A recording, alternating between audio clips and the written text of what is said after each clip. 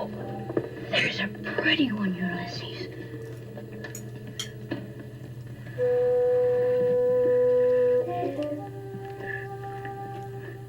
There it is. Hello BookTube, I'm Sean Breeze Books. Welcome back to my channel and another Friday Reads. I had every intention of going outside. The temperature is great. That's 21, but I'm indoors because there is so much smoke from the forest fires up north in Saskatchewan that it's never been this bad. My lung problem isn't bothered by the smoke, but I don't want to sit out in the smoke for any period of time, so I'm indoors for that reason. I've had a fabulous week. I don't think I have much personal news. Went out for a lovely birthday dinner for my mum on Wednesday. That was fantastic. Kenji ordered new glasses at Costco and they're already ready. We'll go and pick those up early next week. And they're pretty cool. He's not quite ready to appear on camera with me, but that day will come soon, I hope. I think that's basically it. The forest fires are really scary in Manitoba. And now here, people are fleeing for their lives from, I think, some Indigenous nations, Indigenous reserves up north. And the smoke here, it's cloudy with smoke and it's a bit blurry, the air, and it's just an incredibly pungent, smoky smell. So that's the kind of day it is here. This week's mystery guest is someone very special. Be prepared to have your soul cracked wide open. And this week's mystery guest, which I'm filming on location at the wonderful bookstore McNally's Books in Saskatoon, is Iryn Tushabe, tell me if you like this adjective, a Ugandan-Canadian writer living in Regina, Saskatchewan. Iryn, Yes. welcome.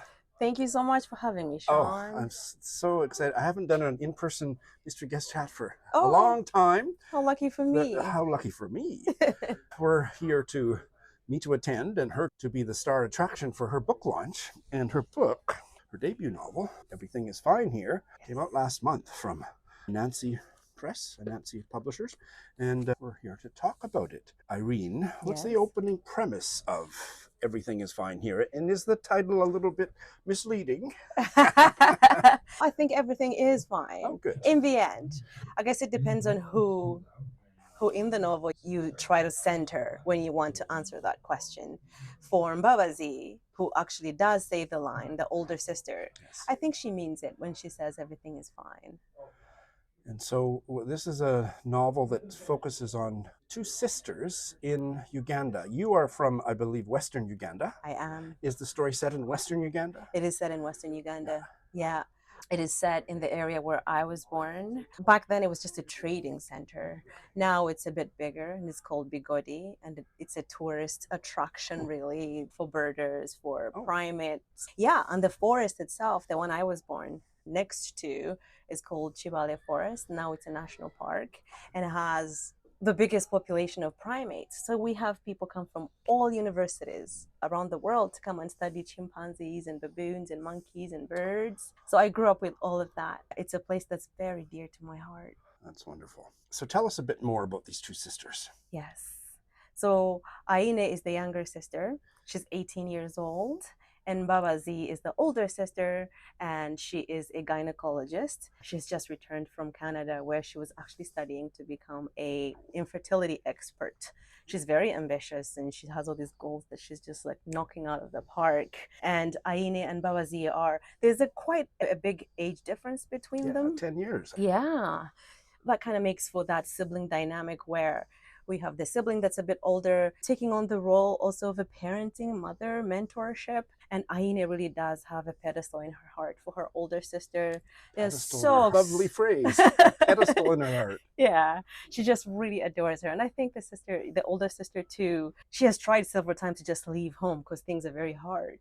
And I think her love for her sister keeps pulling her back. And in the end, the two of them really do come to each other's aid. I know that the novel is billed as the younger sister standing in solidarity with her older sister, but the more I've been talking about it, it just seems to me that it's the older sister who's really coming to Aine's aid and ushering her into adulthood with this compassion and knowledge of the world. So they're helping each other. Now help me with the pronunciation of the older sister. Mbabazi. Babazi. So you said a minute ago that it's hard for her to be there. Can you say more about that? I think probably everyone in the news reading world knows how hard it is to be Kuchu or queer in Uganda, especially since the Anti-Homosexuality Act, which was tabled by a parliamentarian, David Bahati, in 2019. And it was tabled. There had been this old colonial rule about you cannot be gay, that does not please God and whatnot. But it wasn't as in the spotlight as when this parliamentarian then tabled the bill. And I want to emphasize that he tabled the bill after a massive conference in the city that was put on by evangelists from the United States who had been spreading this gospel of maintaining family values and how homosexuality and all of that is not part of the good traditional family. And they had invited politicians and members of the clergy. And this man, this politician, actually used language from that conference in the bill itself. Can I do this? Absolutely.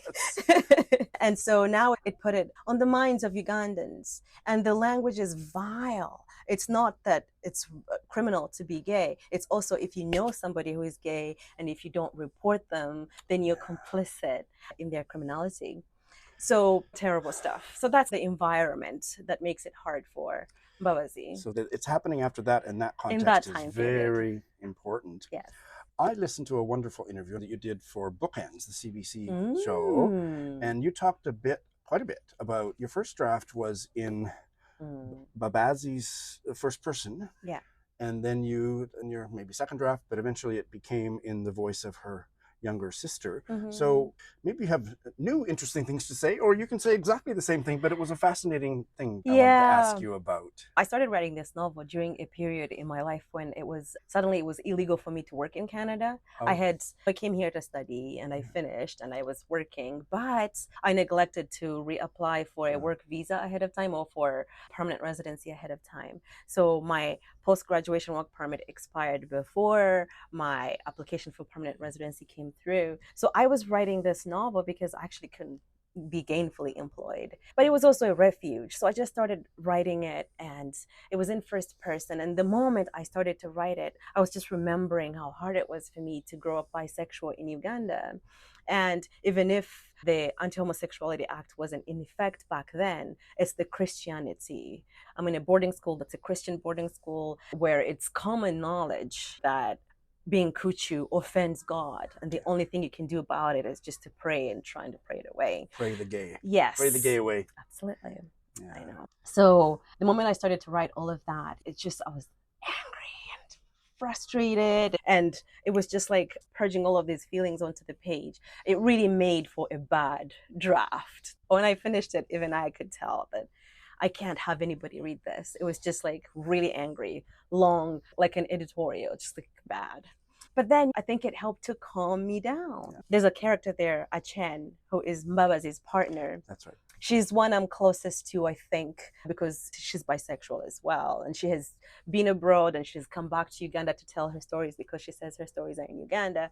So I think it was more in the voice of Achen than Mbabazi, for example. But then once I calmed down, I thought I will step out of the way and I will just let it be Aina's story. Then I felt it became more of an adventure to write the book after that, because it wasn't my story anymore.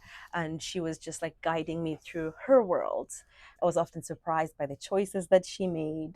I feel like she's infinitely smarter than I ever was at that age. And I wish that I had been more like questioning of orthodoxy the way that she is, and more intellectual, more questioning, more logical about things. My next question is going to be about the role that, what would you say, evangelical Christianity plays in this story. And it's probably a segue into talking about some of your other writing, because I read an incredible memoiristic essay that you had published in The Walrus, which is about your journey with all of that. However you want to answer that non-question, just please riff. Thank you. These are really good non-questions because I can just say whatever I want. Exactly. That's how I roll. Yeah. And I think my conflict with Christianity is that it was brought into Uganda via colonialism. Yes. So the British colonialists came and they saw an opportunity, I think, to subjugate the natives, and they would do it through education. So they had these Church Missionary Society missionaries come, and of course their goal was to subjugate and erase whatever African spirituality that was there and then replace it with this God. And I feel that like many of the schools in Uganda, Christian schools, it's a nearly impossible Christian and Muslim, and but there's always a religious element where it just seems like knowledge is mediated through this kind of realm. So I grew up an evangelical Christian, and evangelical Christianity is this faith healing, praying in tongues, and it can be extreme, and it's really rampant in the country. So all of that. So I'm just imagining that first draft that no one will ever see. Yes. A lot of your channeling, was yes. channeling that, processing, venting about that. Yeah. And then I was becoming disillusioned with God, and I'm at peace with that. Like I'm okay with that, because then I think I stopped worshiping God and became a little worshipful of people. I was at the time reading my alma mater, the University of Regina. It's expansive, this beautiful library. It's still my favorite place. You write very vividly about it in this essay, which will be linked in the show notes. It's glorious. So I go there. Just yesterday I was there, and I didn't know that because I went there, I can borrow up to 50 books. Me too, for the University of Saskatchewan, yeah. So I go and then I come home with all of these things, but there are things I can't borrow. So I keep coming back. But it's become this place for me where I come and I'm in community with lots of people, book people, writers, characters in books, and they expanded my mind in a way that is more inclusive, more interconnected than Christianity ever could for me. So that's where I find my community, in reading, in people who write, in people whose writing is reaching for the same things that I'm also trying to reach for. And I'm always finding it in books. Yeah. Let us pray. Right? Yes. Can you tell us anything about a pre-colonial queer culture in Uganda? Actually, there was a king. Kabaka Mwanga. He became a king when he was a teenager. So he was not, he's a teenager, hormones and whatever. But he was a queer man. And so he was a queen and a king. Yes. And I can't say that he made good choices, but they used his queerness, his homosexuality, to throw him off his throne. And they united to say he's unsuitable, and he's unsuitable because of these abominable things that he does. But it makes you think, I think that there have always been Kuchu people. And it's hard for me to actually translate that into a language that's English that everyone can understand, to say, oh, maybe two-spirited people. Like when I realized that I was bisexual, I didn't have the language for it. I think that there are people in Uganda there might be a man who will kiss and who likes to kiss another man. And if you call him gay, he'll be like, what is that? I don't know what that is. I just like to kiss other men. So the language isn't there. And I just think that once then the colonialists introduced their language, their labels on things, then they decided that all of these practices are sinful and need to be prayed away. So I always emphasize, and I know it to be the truth, that homophobia is what's been introduced into the country and into all the countries that were colonized by British, that have been influenced by the colonial project. But Hutu people have always been around. Categorize and control. Yes, unfortunately. And it just continues to be terrible, because originally when the parliamentarian proposed the bill, it was passed and then it was shut down because they hadn't had proper quorum in parliament. So it was shut down for a while, and it just seemed, and the queer community in Uganda, they fight for their rights. They're the ones who took them to court and nullified the law, the act. They're not sitting ducks. They're not just sitting there waiting to be helped or saved by foreigners. They're doing the work. They're doing the grassroots work. And it's just beautiful to behold. It's the last time I was home in Uganda. I like to just walk as much as I can, just to immerse myself, because I love it. I love the culture there. And I saw a man, and he was wearing his tank top. I guess, I don't know, he might consider himself a woman. I didn't talk to him. Wearing this lovely white tank top, high heels, walking the street on a Saturday, busy Saturday afternoon. And it's just, I know there's this stupid law, but look at that. Right. Look at that. Yeah. It's just beautiful to behold. Yeah. And now it's been signed, unfortunately, and this time it's stuck. And it's made it incredibly hard. And the hardship has to do now with the corrupt police who will try to Blackmail. yeah, and blackfishing scam and catfishing scams. Yeah. Because once someone knows and they say, "I'll report you, and if you don't give me this money," and you can give them money, and they'll keep coming back. And it's tough. But also, people have built these communities around themselves. They help each other out. They take care of each other. And for me, that's what I would rather focus on. I don't want to write what everybody in the news reading world already knows, like the news has taken care of that. I just want to focus on the lives of those who are persecuted and how they're rising above it, how they're continuing to thrive regardless. Is this book available in Uganda, or will it be? I don't know. I know that in my heart, I wrote it for Ugandans. I definitely wrote it for Ugandan audience, and it would mean the world to me, even if it's just a handful of people in Uganda read it. We'll see. Yeah. We'll see. I hope so. Yeah. Here's a Saskatoon question. How on earth did you end up in Regina, Saskatchewan, of all places? Yeah. I actually came following love. Yeah. My partner at the time, the Ugandan man, but he had actually a life here in Saskatoon. Oh, okay. But I came and I wanted to study journalism, and I could only do that at the University of Regina. That's how I ended up in the Queen City. In the Queen City. Yeah. Great. And you've been there how long? Oh my goodness. Nearly 20 years now. It's been a Holy while. smokes, you Because I don't came even- in 2007. You don't even look 20, for God's sakes. Are you kidding? Thank you, though. What are you working on now, Iryn? Right now, I am working on a memoir in essays. Oh. Yeah. One of the essays has been getting a bit long, and that's how this novel started. I thought it was a short story, and it kept getting long, and it became a novel. So I'm beginning to worry that this essay wants to be something bigger, but I'm really not worried. I love this process of exploration and seeing where the work goes and not worrying about the architecture, whatever form it'll end up taking, but just the opportunity to really think about my Ugandan Canadianness on these stolen lands and what's my responsibility to the people I write about. Now that I'm writing nonfiction, you have to be extremely careful when you're writing about real people. It's not like writing a novel where you're making everybody up in your mind. Even then, you have to be extremely careful. But even more so when you're writing nonfiction. Yeah. So it's great. It's making me read a lot more than I read before. And I'm really excited to see how that one turns out. You mentioned, and you wrote in that essay that I referred to, your love of short stories. I think you have some short stories published in some magazines, perhaps. Yes, I do. And is there going to be a collection coming out? There will be, I think, at some point. I really love short stories. I adore them. It's this, and I never read them growing up. I never had them to read because we didn't have many books at my house, or we didn't, my village didn't have a public library. But I always read novels, and most of those novels I scored off of tourists. People would coming to the forest, and I would say, when you're done with that, would you pass it on to me? So I read a lot of Danielle Steele, Jeffrey Archer, those page turner ones that people buy in airports when they're about to jump on a plane. So I never read so many short stories. And then I came here, and in my first English 100 class, we'd been assigned this book of short stories. And I'm like, whoa, you get to immerse yourself in a thing in 15 minutes. And before the next class, you've just been mind blown. So that's what I attempted first and foremost.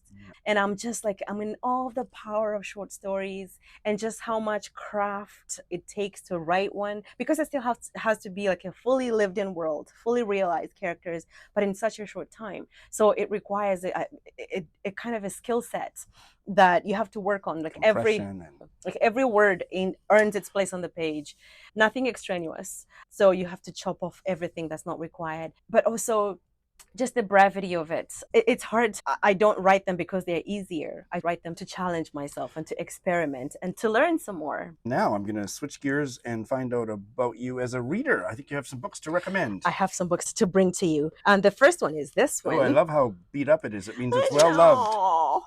This is just so precious to me. African Religions in Western Scholarship. It's written by my favorite Ugandan writer, who's Okot. He has long died. But I told you how we never had many books. But This book was the only book on our bookshelf that was by a Ugandan writer. Wow. And actually, this is the book that if you read my novel, Aine gives to Achan. Okay. I inherited it from my father. It's just annotated. So it's exactly this book is in that book. And I thought that if I'm going to write a properly Ugandan book, it cannot be without Okot taking it. So it's in there. And one of the most important things about this book, too, is that when I was struggling with Christianity, I remembered it. And I feel like parented me out of that colonial mentality, because it talks about how missionaries, when they came to Uganda and were trying to use these anthropological research methods to say, who is your God? And how do you know he created the world? Meant to diminish those gods and to then introduce this better God, just like that is a weaker God. Don't you want the Christian one? And he talks about all of that in here in a way that just like really finally just took a hold of my hand and said, if you know all of these things, like you're safe with abandoning Christianity. I just love how personal that book recommendation is. Yeah. Yes. Did he write other stuff? He wrote other stuff. He wrote fiction. He wrote poetry. Oh. Yeah. When I was young, I just used to recite his poetry. And he has a novel called White Teeth. That's who she stole it from. And never heard of him. This is really exciting for me. Yeah. Oh yeah. And he's nonfiction. It's just he's a scholar. Like he's creative, he writes poetry, he's creative, he writes fiction, and then he's a thinker. Like he's a good thinker. He writes salient, very logical explanations that can get you unstuck if you're stuck in a colonial mentality. I love that. Thank you. And my next one is this one, which is The Black Prairie Archives and Anthology, edited by Karina Vernon.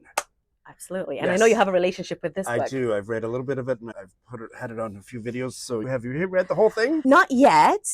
Currently, I'm reading Deanna Bowen, and she goes into the archive. I came to this book because someone recently asked me how I see myself in relation to other Black people who write on the prairies. And it was just an incredibly difficult question for me to answer because I hadn't seen myself that way. And I didn't know how my work, if there's a kinship at all with other Black writers from the prairies. So it's been my way to try and see how does my work fit in? How might I write in relation with them, in kinship with the ones who came here before me? And that has put me on a journey of learning how Black people came to be on the prairies. They were coming from Oklahoma, from the United States, and they had been promised that there would be land here that they could farm, and escaping from lynchings and hardship, the violence of of slavery. And they came here and things were tough too. Deanna Bowen just pulls from the archives history of the KKK on the province and people just not wanting to associate with Black people. And nonetheless, they're living these lives and they're thriving, and there's such a thing as Black joy. And it's just been wonderful for me to read these stories and to try and think and to even get a roadmap for how I might position myself in relation to the land, in relation to other writers, and to form a community around myself of thinkers who arrived here before me. I was absolutely gobsmacked by the introduction by Karina Vernon. It just sets up. I have a complicated kind of almost allergy kind of relationship with academia, and I loved that so much. It was just situating things in such a visceral way, and just my mind was blown. So this is a really good one, and it's one I continue. And isn't there a companion that's a shorter one? I think there's mention there of a new edition coming out soon. Okay, maybe I've got that wrong. Oh, good. I haven't talked to anybody who's read this. Oh my goodness, this is just, look how beautiful.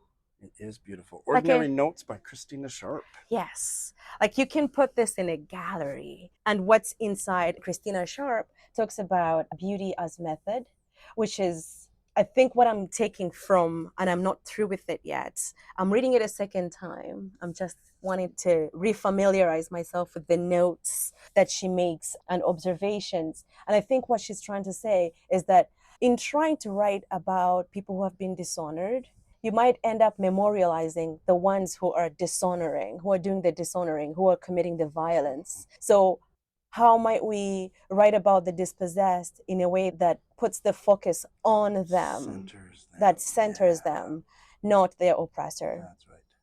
Yeah. And Christina Sharpe, she's just brilliant. You were talking about having a difficult relationship with academia. She comes from academia, but she writes in such a relatable way because she says she's writing for Black people. And it just, if you read it, you see the we that she's talking about. She's just, it's community, it's placemaking, and she's wanting to center the beautiful ways that we resist oppression. And it's just lovely. It's just giving you a roadmap of how you can tell your own stories in a way that's responsible.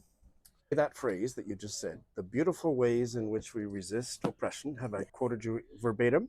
The beautiful ways in which we resist oppression. I am just feeling so steeped in it from this conversation that everything is fine here indeed. What a wonderful person you are. I hope I have a chance to chat with you again. Thank you for inviting me.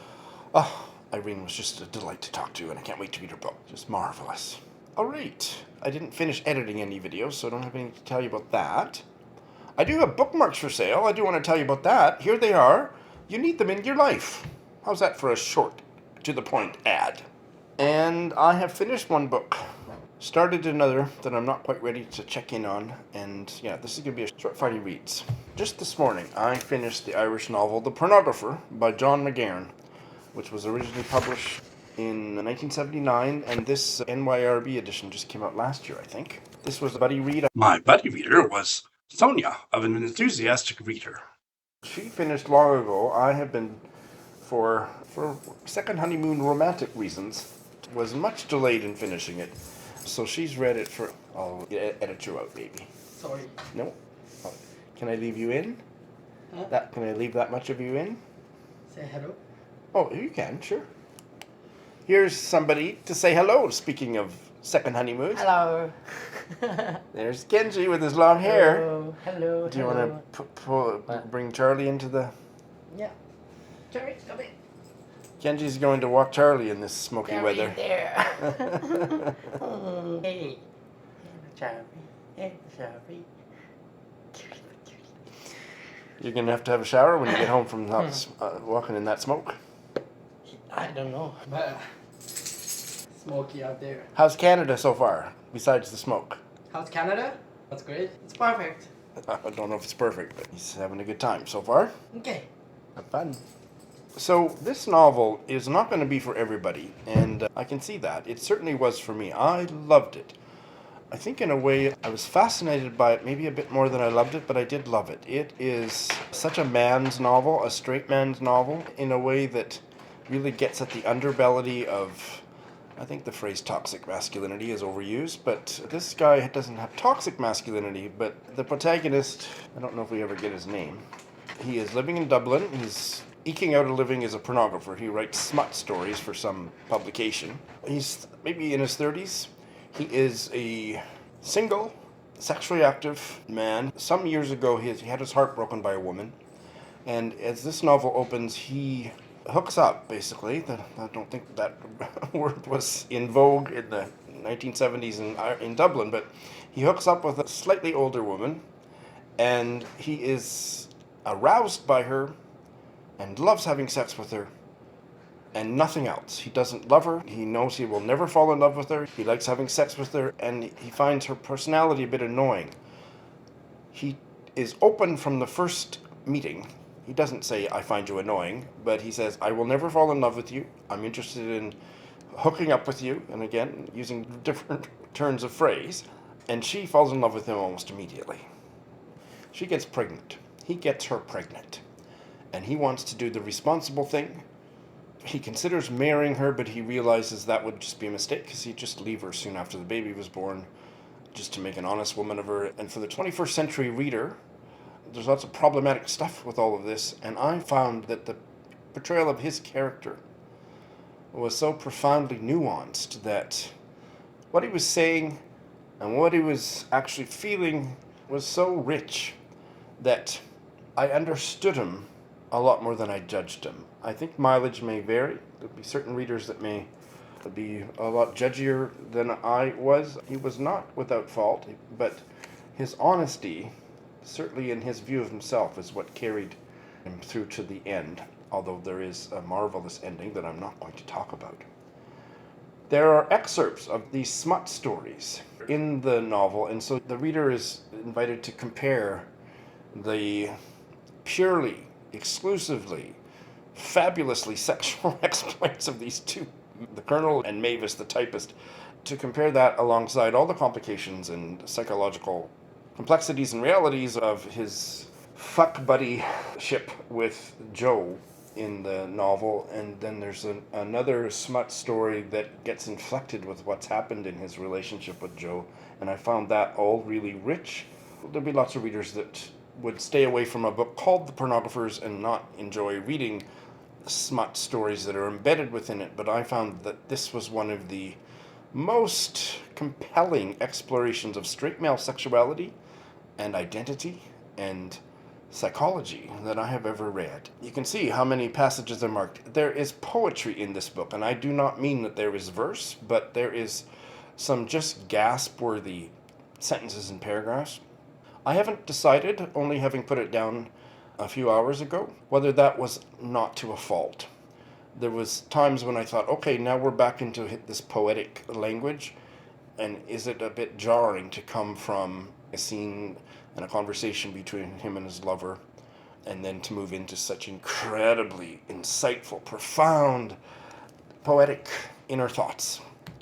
I'm not sure about that, but if that is a flaw, that is such a minor flaw that it's actually really one of the book's strengths. Oh my god, it's a book I'm going to be coming back to for that reason as well. John McGahern this is my second by him. I read his memoir, All Will Be Well, a couple years ago and loved it. I should also mention that the other important part of the story is that his aunt, who was a really important person in his life because his mother died and I think his father had already died or maybe ran off. So he was an orphan and he was basically raised by an aunt and an uncle, both of whom are important characters, but especially the aunt. She is in hospital dying. She can't accept that she's dying, but everybody knows that whatever it is, cancer. I don't know that it's ever told to us. And the only thing that helps her cope with the pain is brandy. And he's always bringing brandy to her. And so the juxtaposition of death and sex, which is just such a universal, archetypal, ubiquitous theme in literature and in life, plays out in these pages in a way that I just thought was masterfully done. I think that's all I have to say about it, but if you're interested in reading about straight men in the 70s, straight Irish men in the 70s, and what it's like to be that kind of a dude, I wouldn't call this dude bro lit because there's a sensitivity, and then how the story ends. You go on a real journey with this guy. It wouldn't be comfortable for every reader. I was utterly absorbed in it from start to finish. So that's what I finished. I'm not ready to do a preliminary check-in because I've only read 7 pages of During the Reign of the Queen of Persia by Joan Chase, but those 7 pages have absolutely wowed me. I love the writing and I love the way she's starting to set up the story. That's all I'm going to say for this week, but I will have more to say next week. I am going to start one other book because I'm having an author chat with Lindy at the end of June. This is the penultimate novel by the incredibly prolific and fascinating British writer Douglas Bruton, Hope Never Knew Horizon. I'll put a link to a video where he introduces the novel, and as all of his work is, it is deeply engaged with a work of art and history and hope. I believe he said he wrote it as a response to this Trumpian era, and what does hope mean and how can we find hope? Is there hope on the horizon? And there's the piece of art. I'm not going to try to explain anything about that work of art. Go look it up in his own words on the video, and Lindy and I will be discussing Hope Never Knew Horizon with Douglas Bruton at the end of the month. That is what I have to say. Thank you so much for watching.